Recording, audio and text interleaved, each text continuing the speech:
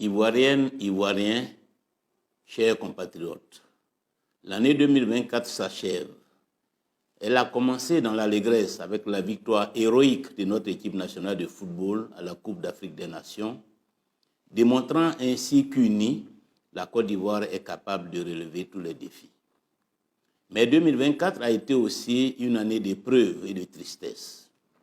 Elle a montré nos limites, nos fragilités, nos défaillances aussi.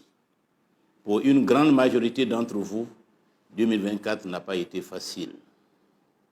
Je connais le chagrin des familles endeuillées par les nombreuses disparitions de parents, amis et connaissances. Je partage votre chagrin. Je connais la détresse des mamans de Côte d'Ivoire face à la hausse des prix des denrées de base qui rend la vie quotidienne chaque jour plus difficile. Je partage votre détresse. Je connais la souffrance des déguerpis face à la mort de ceux qui détruisent en un instant leur quotidien précaire sans se soucier de l'élémentaire respect dû à chaque être humain. Je partage votre souffrance.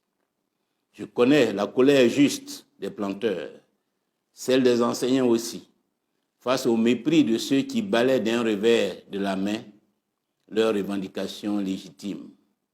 Je partage votre colère. Je connais le dégoût des honnêtes citoyens face à l'affichage indécent de fortunes acquises par cette corruption devenue chez nous un sport national. Face aussi à la honteuse réputation de notre pays, devenue une plaque tournante du trafic de drogue, du blanchiment d'argent sale et du crime organisé. Je partage votre dégoût. Une nouvelle année s'ouvre à nous.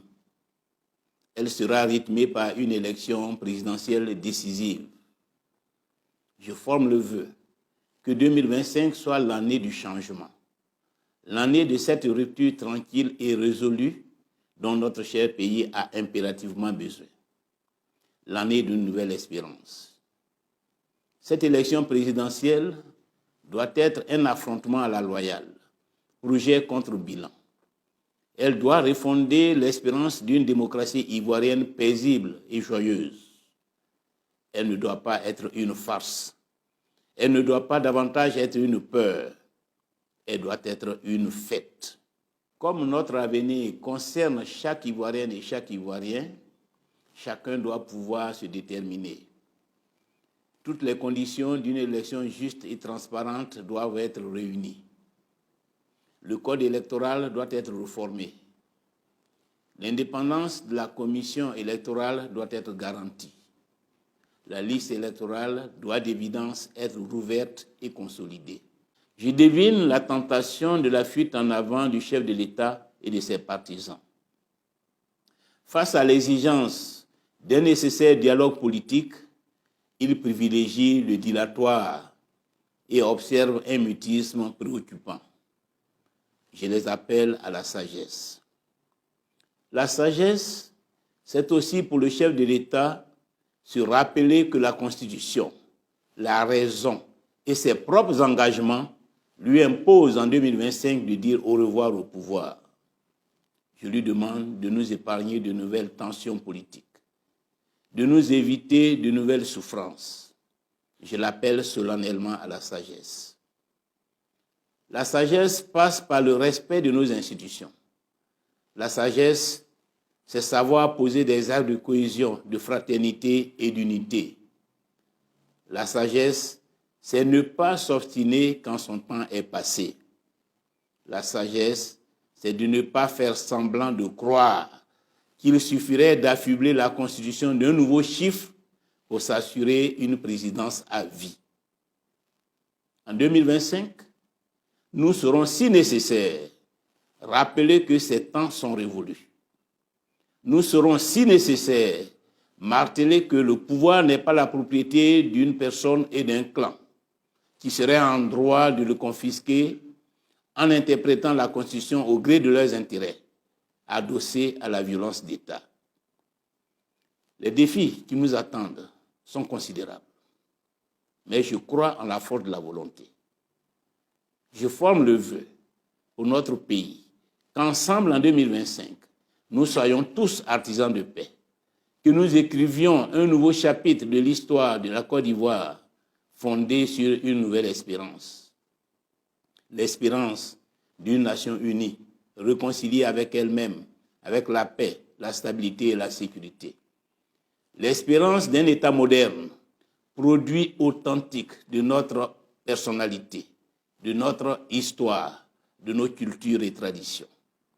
L'espérance d'une économie dont le dynamisme et la vitalité sont d'abord le fruit du travail et des initiatives des Ivoiriennes et des Ivoiriens. L'espérance d'un pays de la qualité humaine et de la modernité sociale dans lequel l'homme est la mesure de toutes choses. L'espérance de redonner à notre pays son rayonnement, son prestige et sa fierté. Cette nouvelle espérance, vous pouvez compter sur moi pour la défendre avec toute ma détermination, toute la force de mes convictions. En 2025, vous pourrez compter sur moi et je sais pouvoir compter sur vous. À chacune et à chacun d'entre vous, je souhaite une très belle et très heureuse nouvelle année. La team, vous avez écouté le discours de Pascal Affi-N'Guessan. Et Pascal Affi-N'Guessan a décidé de demander directement à M. Alassane Ouattara de quitter les affaires en 2025. Un court et beau discours. Et vous savez, toutes les fins d'année, beaucoup de leaders tiennent les discours. Et c'est le jour où celui qui est président de la République doit aussi tenir le discours. Mais vous allez constater que le président Laurent Gbagbo n'est jamais dans ce genre de politique. Ça veut dire que parmi tous ces gens, celui qui respecte vraiment la fonction de l'État, c'est le président de la République, le président Gbagbo. Parce qu'il a déjà été président. Et il sait ce que ça signifie. C'est-à-dire, pendant la fin d'année, l'homme qui doit parler à la nation, c'est le président. Les opposants ont toutes les autres occasions pour faire ça. Et ce qu'ils vont dire ne va pas servir à grand-chose. Mais ils ont le droit de faire la politique comme ils veulent. Par contre, il a quand même tenu des positions qui sont bien, qui montrent aujourd'hui qu'il est déterminé. Mais Pascal Affi-N'Guessan nous l'a déjà fait en 2020. Il a tenu des discours qui sont encore plus forts. Il a été même le porte-parole du CNT. Il a été sur tous les fronts. Mais à la fin, on a trouvé Pascal Affi-N'Guessan entre les mains des hommes d'Alassane Ouattara et qui était plutôt très souriant et mangeant avec eux. Après, quand il est sorti, c'est devenu plutôt un deal avec le parti au pouvoir, où il est devenu plutôt un partenaire. Nous avons vu un Pascal Affi-N'Guessan parti même représenter le président de la République dans des endroits très importants. Et nous étions étonnés. Après, nous avons suivi qu'il y a une alliance pour les élections législatives et régionales. Et Pascal Affi-N'Guessan est sorti de là bredouille. Mais depuis ce moment-là, il a compris que ce n'était pas le meilleur cheval et qu'il devait suivre son chemin tout seul. Et aujourd'hui, il est en train de mettre de l'ordre dans le FPI, ce qui est une très bonne chose. Et il a espoir que le président Laurent Gbagbo peut peut-être tomber et c'est lui qui sera le choix. Non. C'est aussi là où il y a le problème. Parce que même si le président du PPAC, le président Gbagbo n'est plus là, ce n'est pas à Pascal Affi-N'Guessan qui va passer la main. Il y a bien des grosses têtes au PPAC qui peuvent faire quelque chose. Aujourd'hui, c'est la politique. Il faut se mettre ensemble pour faire partie de celui qui est au pouvoir parce qu'il fait souffrir le peuple. Il ne faut pas se mettre ensemble pour choisir celui qui va le remplacer. Pour ça, c'est les Ivoiriens seuls qui pourront décider à la fin qui peut remplacer celui qui est déjà en place. C'est tout. Ce n'est pas un individu. Ce n'est pas Gbagbo qui va décider qui remplace Ouattara. Ce n'est non plus Ouattara et ce n'est non plus Affi-N'Guessan, ni personne. Ce sont les Ivoiriens eux-mêmes qui vont décider qu'aujourd'hui, après tout ce que nous avons vécu, voici celui que nous allons choisir et qui va nous diriger. Et donc aujourd'hui, la seule chose que vous pouvez décider, c'est vous mettre ensemble. En vous mettant ensemble, vous pouvez donc décider de faire partie de celui qui est là.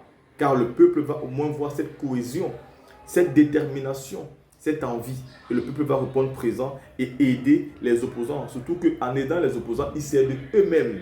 Parce que l'espoir, c'est quoi? C'est de voir un nouveau gouvernement en place qui les permet de vivre au moins en paix et ne plus être asphyxiés par la vie chère en Côte d'Ivoire. La question que vous pensez par rapport à la sortie de Pascal Affi-N'Guessan, on se voit pour une autre vidéo.